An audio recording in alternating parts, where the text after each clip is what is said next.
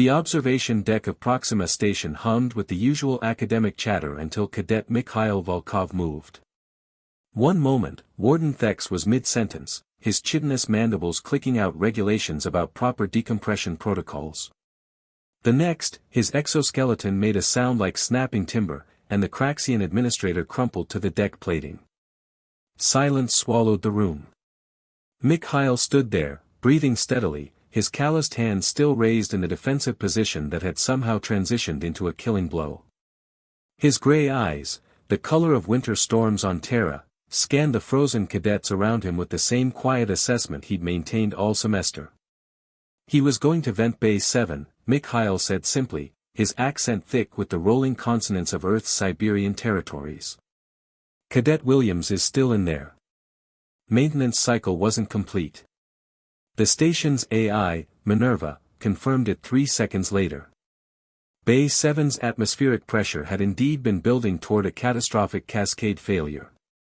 The emergency vent Warden Thex had initiated would have solved the station's problem while simultaneously converting Cadet Williams into a red mist across hard vacuum.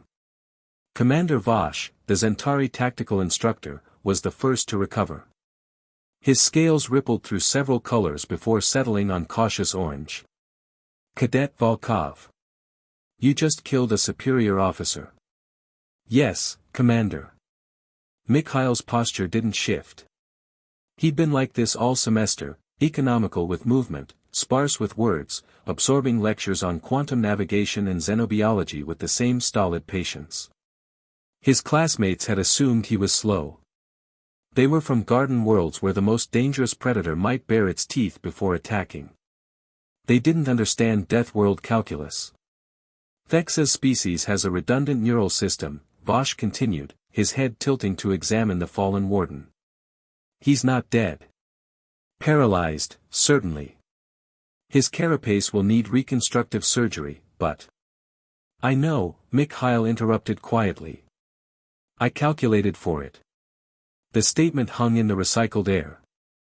Around the observation deck, cadets from a dozen species processed what that meant. Mikhail hadn't acted in panic or rage. He'd assessed the situation, calculated the exact force necessary to neutralize a threat while minimizing permanent damage, and executed it in the 1.3 seconds between Thex reaching for the vent controls and completing the command. On a death world like Terra, where gravity was punishing and evolution had produced everything from microscopic viruses to megafauna specifically designed to kill humans, that kind of split-second threat assessment wasn't optional. It was survival. Cadet Tlana, a Viridian whose homeworld had eradicated natural predators 3 millennia ago, found her voice. But, you've been so quiet. So, harmless. Mikhail's expression didn't change, but something ancient flickered behind those storm-gray eyes. On Terra, the quiet ones survive longest. The loud ones get eaten. The deck shuddered as Bay 7's pressure finally stabilized. Through the transparent aluminum viewport, they could see Cadet Williams stumbling out of the maintenance corridor, her suit's emergency lights flashing confusion rather than distress. She'd never even known she was in danger. Commander Vosh's scales shifted to thoughtful purple. Minerva, timeline analysis. Warden Thex's cognitive implant was compromised 47 minutes ago, the AI reported. Malware package, Corsair signature. He was being remotely piloted. The Bay 7 incident would have appeared accidental. Cadet Volkov's intervention prevented both a murder and a successful infiltration test. The word test ricocheted through the assembled cadets.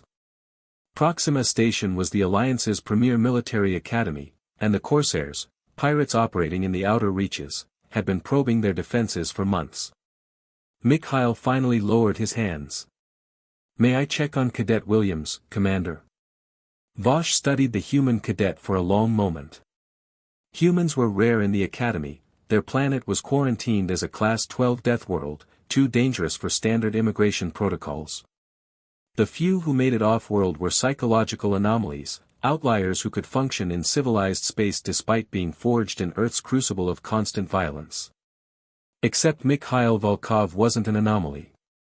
He was exactly what Terra produced, a survivor who understood that sometimes, staying quiet meant watching everything, and sometimes, violence delivered with precision was the only mercy available. "Dismissed, Cadet," Vosh said finally. "And Volkov?" "Well done."